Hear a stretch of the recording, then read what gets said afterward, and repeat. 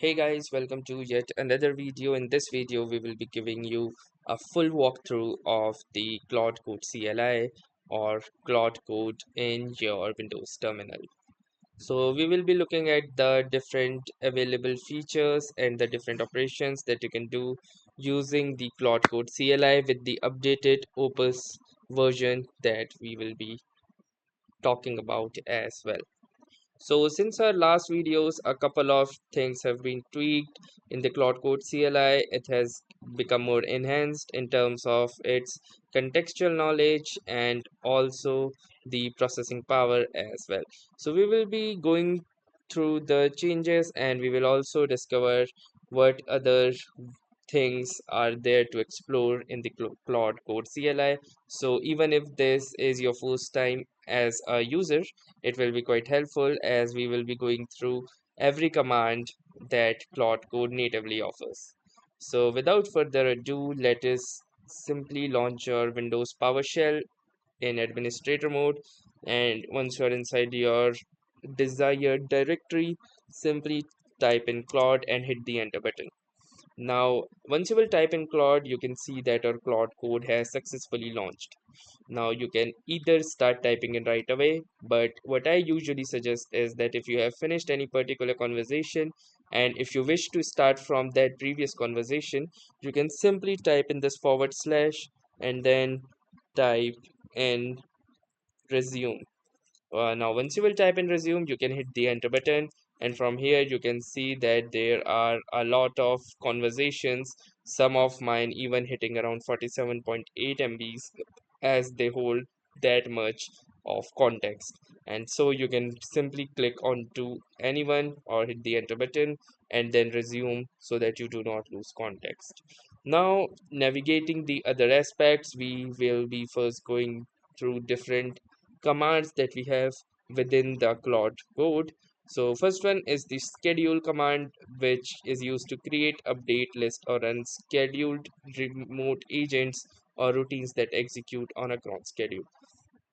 So for example, if you have run a particular Python script or any particular script, so to let's say send any particular email or your daily to-dos in the WhatsApp group or any particular group, that you can do this using this schedule function.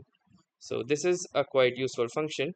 You simply type in schedule and hit the enter button, and then you will need to determine what you want to schedule, what would be the frequency and all the other things. As you can see from here, you can create a routine, list the routine, update routine, or run the routine, or even chat about this as well if you like.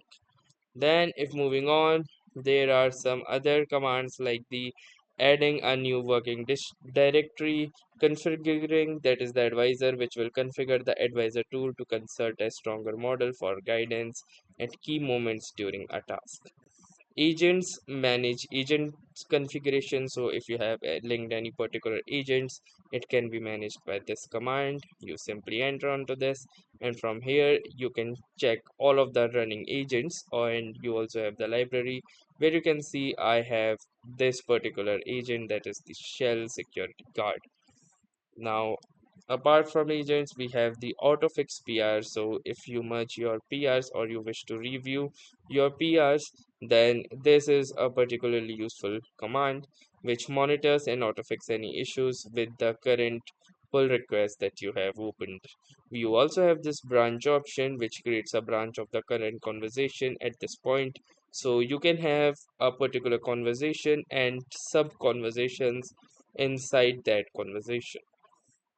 You have the by the way command, which you can use to ask for a quick side question without interrupting the main conversation. So if you are low on patience, you can easily use this. In the other versions, I had noticed that sometimes when I was using it during any high thinking task, it used to crash my conversations, as I had this a couple of times. But with the latest updates, this problem is fixed as well. We have this Chrome option, that is the Claude in Chrome, which is basically an extension which can interact with your Google Chrome. So it can perform clicks, actions, and other things that you would ask it to do.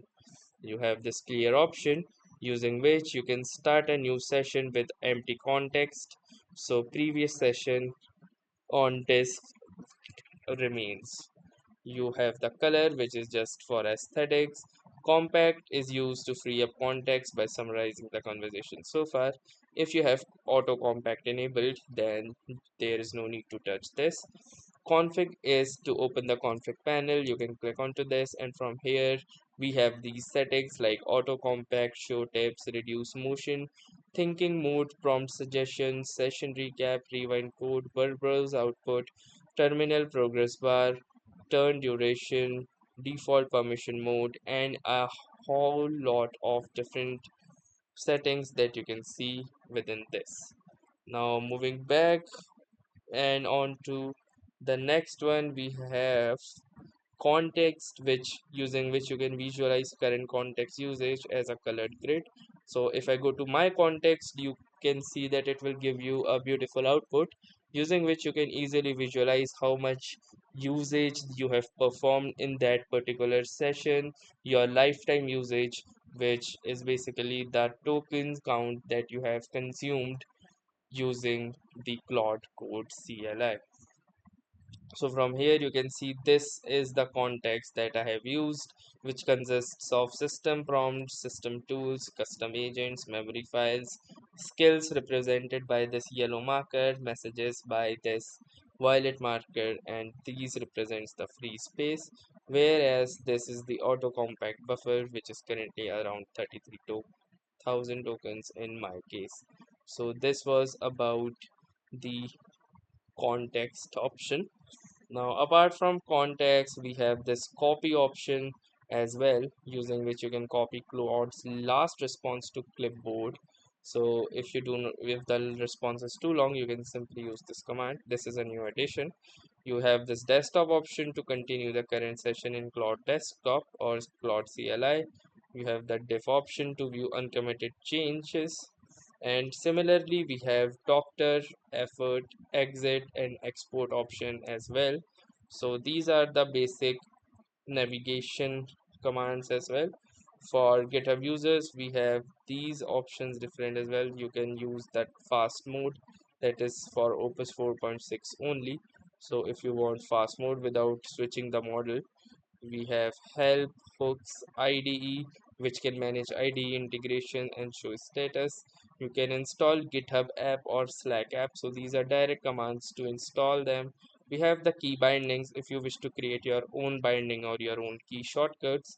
We have login, logout, and MCP, which using which you can manage your MCP servers, and the memory option so that you can edit the Claude memory files, although we have the same in CLI as well.